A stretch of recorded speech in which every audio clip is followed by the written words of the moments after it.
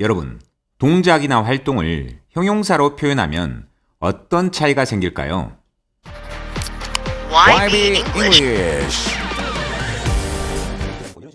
안녕하세요. YB 영어입니다. 지난 시간은 명사에 대해 얘기했죠. 오늘은 그 다음 단계, 바로 형용사에 대해 얘기해 보겠습니다. 먼저 질문 하나 드릴게요. 여러분, 이건 뭐죠? 맞습니다. 의자입니다. 이렇게 어떤 것에 대해 무엇이라고 답할 수 있는 단어, 우리는 이것을 명사라고 합니다. 이것을 좀 더 확장해 보자면 무엇을 보았을 때 대체로 떠올리는 공통된 생각이나 쓰임을 우리는 개념이라고 하고, 이 개념을 표현하는 것이 명사입니다. 예를 들어 의자라는 명사를 들으면 앉을 것이 먼저 떠오르죠. 그것이 바로 명사와 함께하는 개념입니다. 그렇다면 형용사는 뭘까요? 형용사는 명사 개념을 더 자세하게 정의하거나 설명해주는 말입니다. 오늘은 형용사를 크게 두 가지로 나눠보겠습니다. 첫 번째로 정적인 형용사, 어떤 명사의 상태만을 묘사하는 경우입니다. 예를 들어 a red chair, 빨간 것은 색깔이죠. 변화나 활동은 없습니다. 그냥 고정된 속성, 즉 정적인 설명입니다. 두 번째, 동적인 형용사, 움직임이 있는 경우입니다. 그중 투부정사 형용사, 예를 들면 고칠 의자, a chair to fix, 아직 일어나지 않은 활동입니다. 미래의 용도 또는 목적을 말합니다. 이 형용사는 명사의 애정된 역할이나 기대되는 기능을 말하죠. 같은 명사라도 그것의 용도는 완전히 다를 수 있습니다. 그러니 형용사가 그것을 한정하거나 개념을 정의해주는 것입니다. 다음은 분사 형용사입니다. 예를 들면 흔들리는 의자, a rocking chair, 부서진 의자, a broken chair.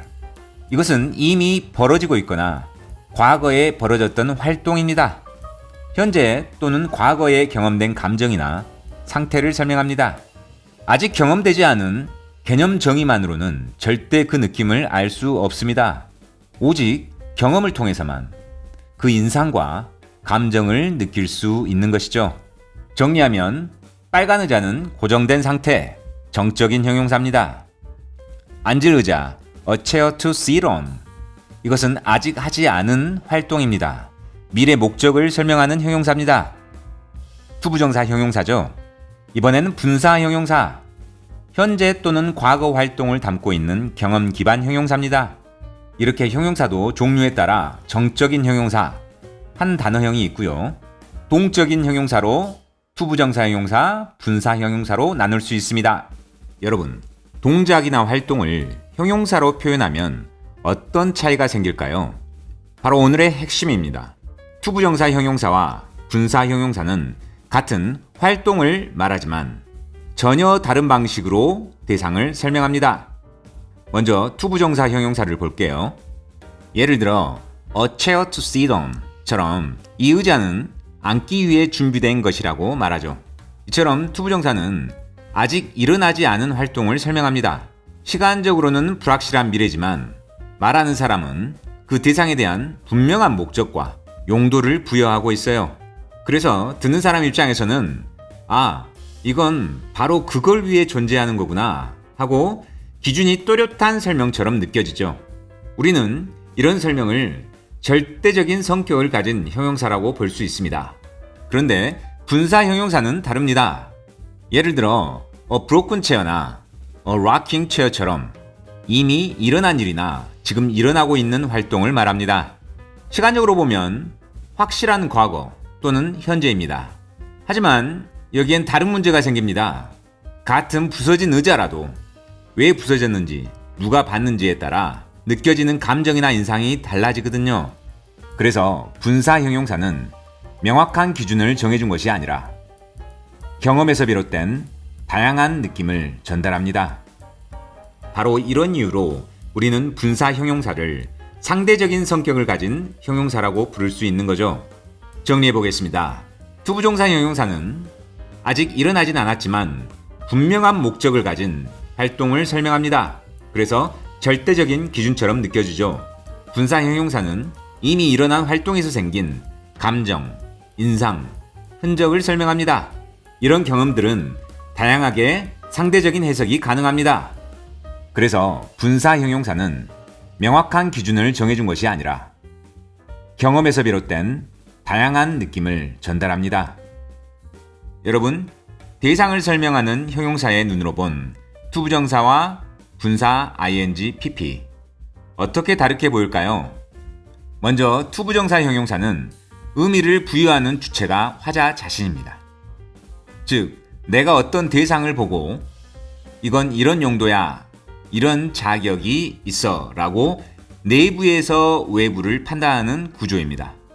반대로 분사 형용사는 대상이 스스로 겪은 상태나 감정을 외부에서 드러냅니다. 그걸 내가 안에서 받아들이고 인식하는 구조죠. 즉, 외부에서 내부로 들어오는 관찰의 언어입니다. 예를 들면 She is someone to rely on in a crisis. 이 문장에서는 내가 그녀를 신뢰할 만한 사람이라고 판단합니다. 즉, 자격 부여가 일어난 거죠.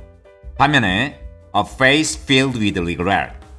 이 표현은 그 얼굴이 후회로 가득 차 있는 상태를 스스로 보여주고 있는 것입니다.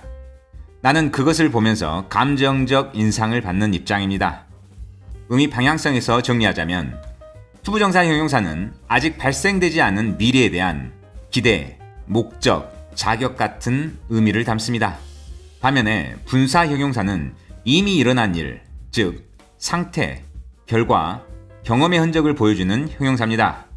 한 줄 요약해보면 같은 형용사 구조라도 투부정사는 내가 의미를 부여하는 말, 분사는 그 의미가 이미 눈앞에 드러난 말입니다. 그러면 이번엔 투부정사 형용사의 표현 시점을 살펴보겠습니다.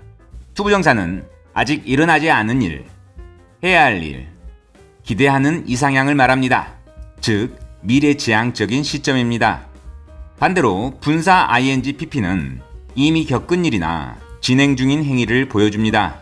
과거 또는 현재의 경험이죠. 예를 들면 I have a story to tell. 아직 말하지 않은 이야기입니다. 말하고 싶은 새로운 기대가 담겨 있죠.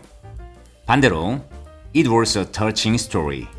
이미 감정을 자극한 경험된 이야기입니다. 정리하자면 투부정사는 명사에 대해 기준, 당위성, 이상적인 목적을 부여할 때 씁니다. 반면에 분사는 겪은 상황, 인상, 감정을 표현하는 데 쓰입니다.